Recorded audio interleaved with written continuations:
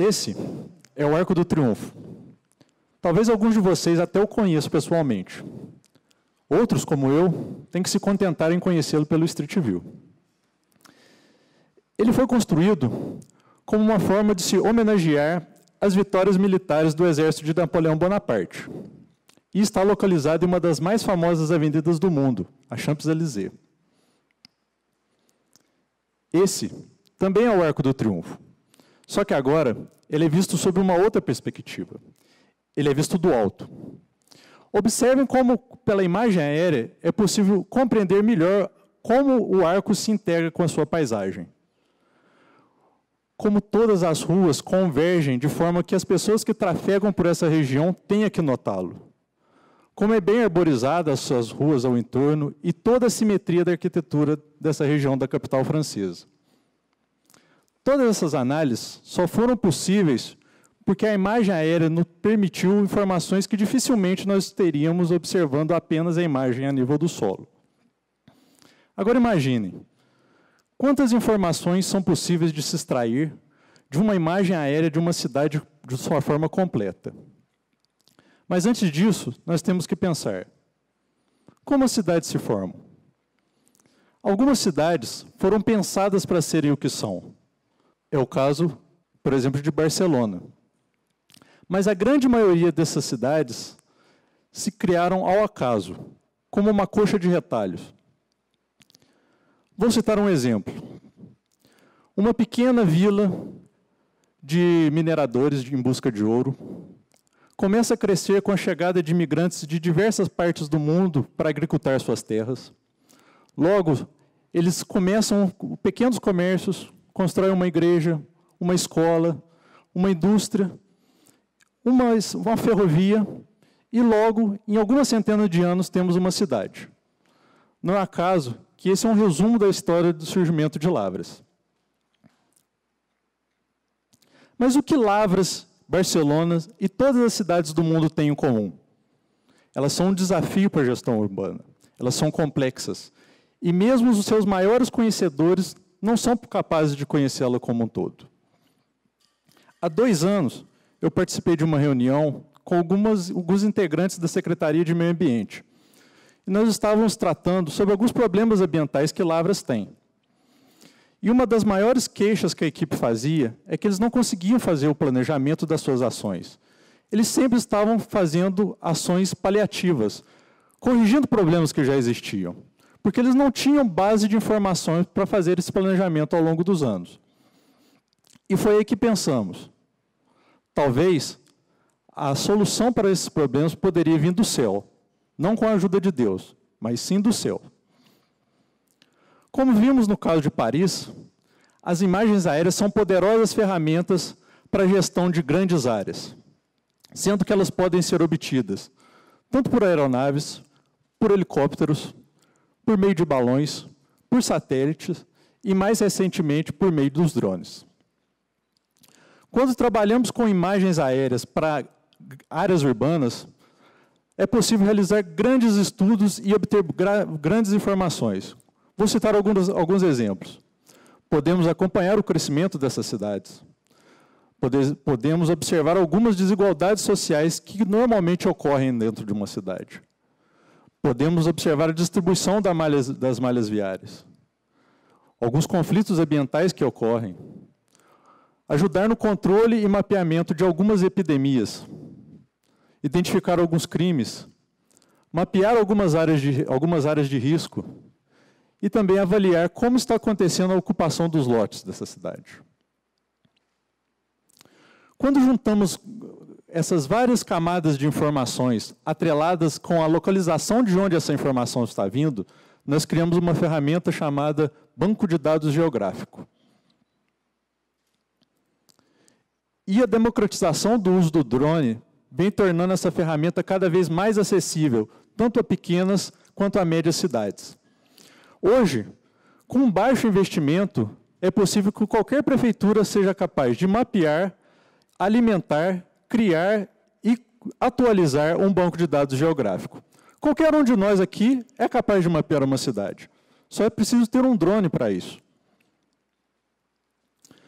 Eu gostaria de trazer para vocês um pouco da experiência que o meu grupo de trabalho está tendo ao longo do último ano, num trabalho onde nós estamos mapeando toda a área urbana de Lavras e construindo um banco de dados com as informações ambientais. Lavras, como a maioria das cidades, apresenta alguns problemas no seu processo de crescimento, principalmente relacionados à malha viária, problemas de deslocamento, com problemas de loteamentos mal planejados, ocupação indevida de algumas áreas.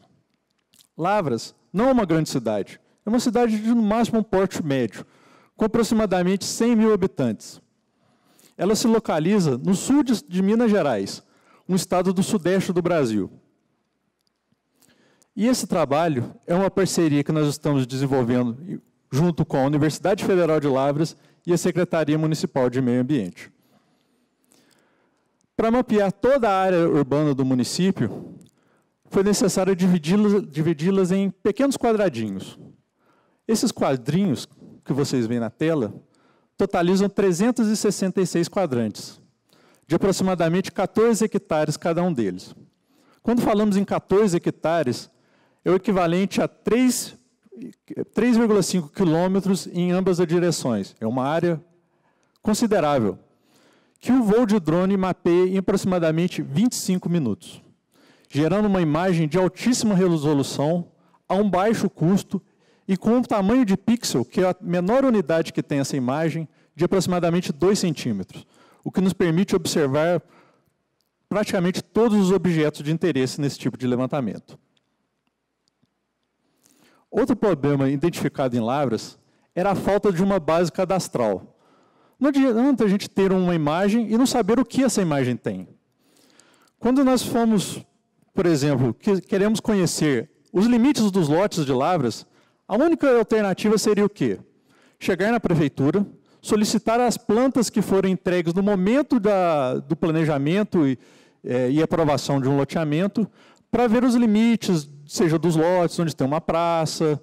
Só que quando nós vamos fazer isso, nós temos essa realidade. Nós temos plantas de 60 anos ou mais. Só o acesso a esses documentos já é complicado. Imagine conseguir extrair alguma informação deles e mais, usá-la de maneira rápida. Isso é inviável. O primeiro passo, então, foi o quê?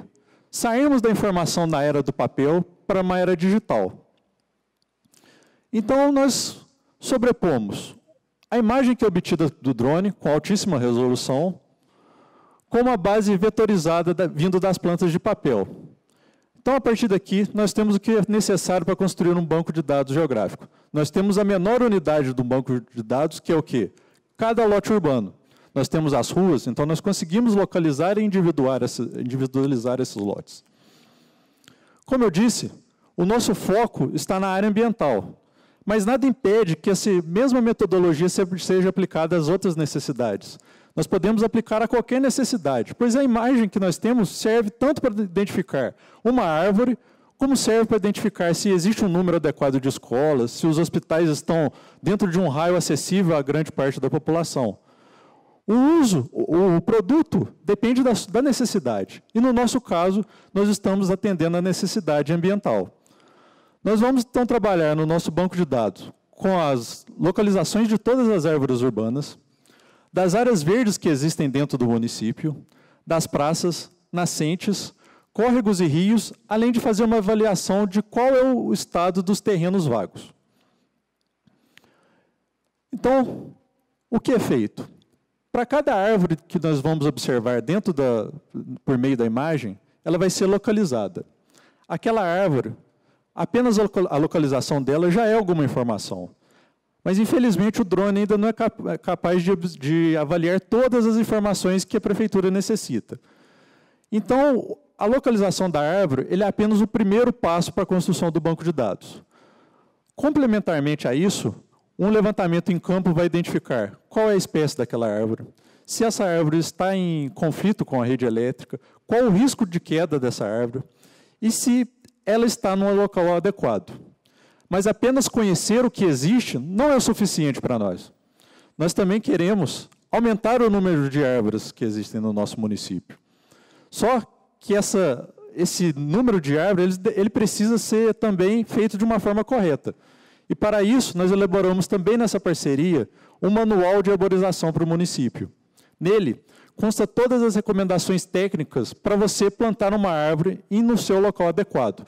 Então, nós vamos falar qual o tamanho da calçada, quais espécies devem ser utilizadas, como deve ser a abertura dessas covas, fazendo com que toda árvore que seja implantada seja possível mantê-la no futuro. Além disso, o nosso mapeamento das nascentes e córregos dos rios vai nos permitir conhecer as áreas de preservação permanente. O que são as áreas de preservação permanente? São áreas protegidas pelas leis ambientais brasileiras, principalmente para a manutenção do funcionamento dos recursos hídricos. Há alguns anos, nós enfrentamos uma grande crise hídrica no Brasil. Alguns de vocês talvez tiveram o abastecimento nas suas casas comprometidos, tiveram que andar com seus carros sujos por alguns meses. E muitas vezes nós não damos a mesma importância para a nascente que existe ao lado da sua casa, quanto a nascente que está numa área rural e abastece a sua cidade. Mas se vocês lembrarem, toda a água corre para um rio maior. E essa mesma água que nasce na nascente vai alimentar um rio mais à frente que pode abastecer a sua cidade. Com a individualização dos lotes, nós vamos otimizar muito o trabalho da prefeitura. Hoje em Lavras, como em várias outras cidades, nós sofremos com um processo que chama especulação imobiliária. Hoje, ter um lote é uma forma do quê? De você ganhar dinheiro.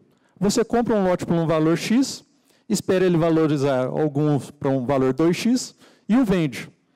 Isso faz com que grande parte dos empreendimentos que existem no município sejam assim, cheios de lotes vagos.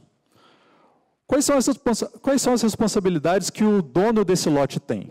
Segundo algumas leis ambientais municipais, ele deve manter esse lote cercado, limpo e com as calçadas feitas. Agora imaginem, Lavras tem aproximadamente 3.000 hectares de área urbana. Quantas pessoas seriam necessárias para fiscalizar toda essa área? Seriam bastantes, né?